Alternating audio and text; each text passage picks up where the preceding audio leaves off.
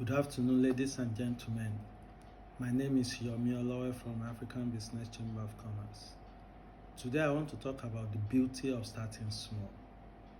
It is very important to understand what we mean when we are talking about starting a business and making sure the business grows. What is paramount in the idea of starting a business or becoming an entrepreneur is the dream of making profit. Sometimes, if the business is big or small, might be of secondary importance. If the person is just about survival, in this case, what is primary is making profits. However, to many people these days, starting big or having big business is trendy and also boosts the ego of the new business owner. There is nothing wrong with thinking big when it's come to making action and making progress. But we have to make it clear that starting small is the key to a new business. Most people have the idea of doing big and bold. They read books. They were told to do big things, to be bold, to take the leap of faith. Yeah, the popular slogan is you either go big or you go home. That sounds familiar. Yeah, it is to me too. It's the line that most motivational speakers use. There are nothing wrong with realistic growth goals or even a desire to go big. But you might just discover after you have started the business and things did not go the way you planned, that starting small will have been the best option for you. Hope it won't be too late by then. There are definitely many people who may start big and make it big, but it is usually later confirmed that they have access to large sum of money to begin the business. They have parents or family member with experience that back them up, with even management team to guide them on every step along the line. So don't be surprised when you compare yourself to people who have this backup, who have the capital stock somewhere, who have people who guide them. If you are the one and only person who have the plan with your little saved money or probably borrowed capital, starting small is what I would recommend for you. In fact, if you look at most of the successful business out there, like Apple, Dell, Amazon, and most like that, they all started small. Now let me tell you this classic Silicon Valley startup narrative follow a common storyline, and that storyline mostly started small and become big later. For example, take Amazon. Originally started as online bookstore and is now the world's largest online retailer. Alibaba started with 5 employees in a small office in Hangzhou, China.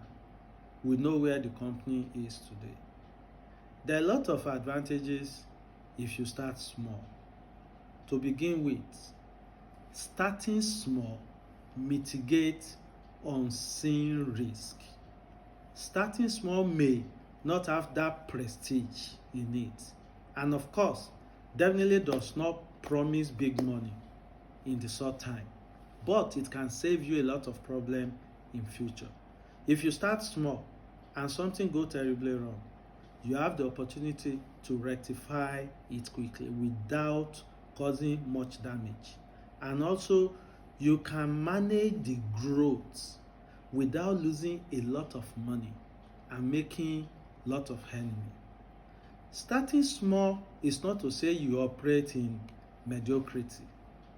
You can take every needed tool into consideration when you are starting small. In fact, starting small allows for the best decision and choices. It allows you to make use of the best technology that is available. And with new technology, there's opportunity to improve operations and make business less risky. Starting small grows your confidence and builds your momentum. When you start small, you can cut your costs by engaging freelancers, contractors, and on-demand workers instead of keeping workforce that might not be productive at the beginning of that business. Boscam CEO Jason Fred said, and I quote, "Slow growth, stay small." He once uttered a quote now familiar to many modern startups. He said, "There is nothing wrong with staying small. You can do big things with a small team." So don't let anybody lie to you that you can't start small. When you start small, it puts you on top of the game. You can start small with the best innovation and creativity that's not been seen in that industry.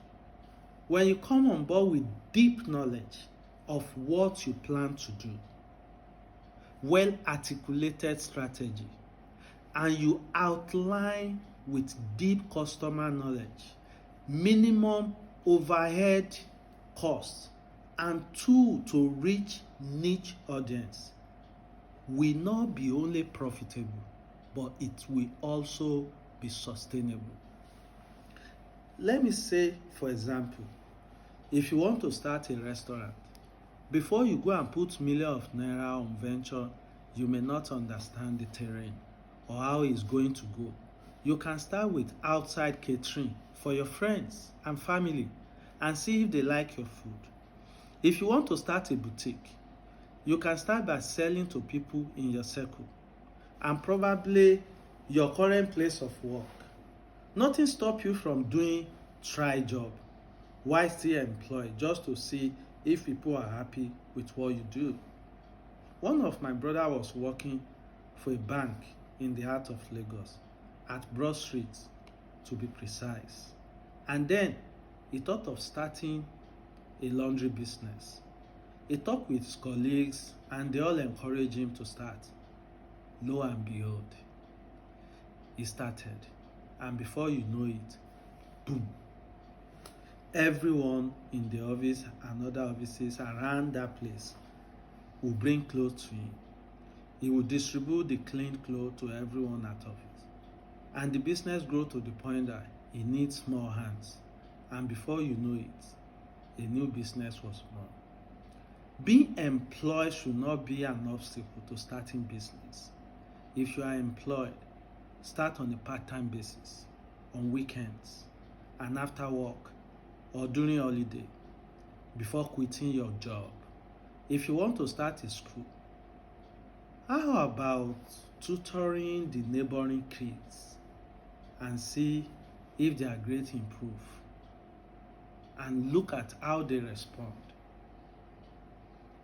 Finally, one important thing about starting small is self-confidence. If you don't believe in what you're about to do, a lot of factors will run you down before you even start. Our society frown at small beginning. People will look down on you, and some will even see the small business as a sign of poverty or suffering. And this can kill your spirit if you don't love what you're about to do. Believe in your dream, no matter how small it is. The spiritual book says we should not despise the little beginning, but lo and behold, many of us despise it with passion. To succeed in starting small, we must be proud of whatever you choose to do. Don't look down upon yourself. Every great company today started small, in public phone booths, in garage, street corner, or at a family apartment. You have to understand that the only difference between a small elephant and big elephant is time and food. If you are running a small business today, identify your niche customers, find the best platform, and develop the right strategy. Make use of technology to reduce your cost.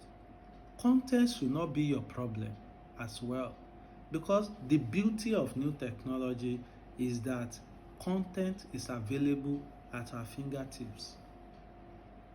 One of my products become so successful because we sold it on Jumia platform, and all the while we were selling this particular product, I was not even in Nigeria.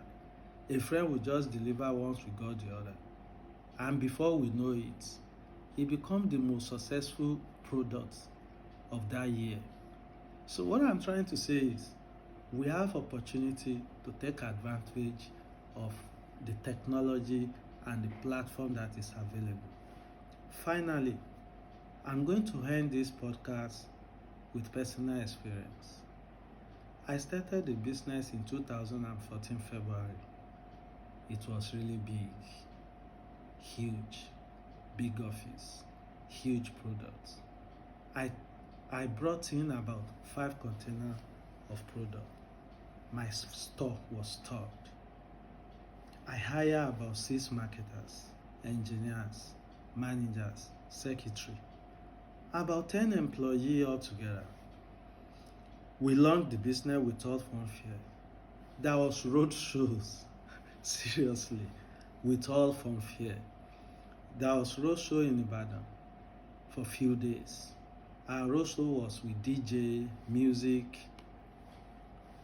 Everything was colorful and beautiful. The master plan was superb, and all my friends came to support me. Seriously, it was successful acting, good plan, and well executed. It was unfortunate that we shut everything down in 11 months. It was a painful learning experience. I don't wish this for anybody. I don't want all of you to have this kind of experience that I do. That's why I'm sharing this. After a lot of consultation and soul searching, I realized that the biggest mistake I made was starting big, because I began where I should have grown to. If I had started small, we would have been able to grow as we move forward, and my staff would have been able to learn on the job. There would have been opportunity for both the management and the staff. It would have been easy to correct the mistake that we make along the line. We lost almost 30 million naira by November 2014 that we shut down. We were able to survive because we have other business that can shoulder the burden of that loss. Imagine if we have no other means. That would have been the end of that idea and the business and everything together. That is why I've come today to talk to you about starting small. Starting small is the key to start up an entrepreneur. It saves a lot. It saves you from the biggest pithole of business, and that is the fear of what happens next. When you are planning your new business, that new sales, that new company, that new boutique, that new shop, think about starting small so that you'll be able to grow. And as you grow, you learn more and you become better at what you do. Thank you so much for listening to this. If you want to listen to more of this, go to our website www.abc-africa.com. You can visit any of our social media and do Yomi Olowe on Facebook, Yomi Olowe on Instagram, Yomi Olowe on Twitter, and our channel on YouTube is Emi Oreku Olowe. You can see more about our podcast that we roll out to encourage you and help those who are about going to new business. Thank you.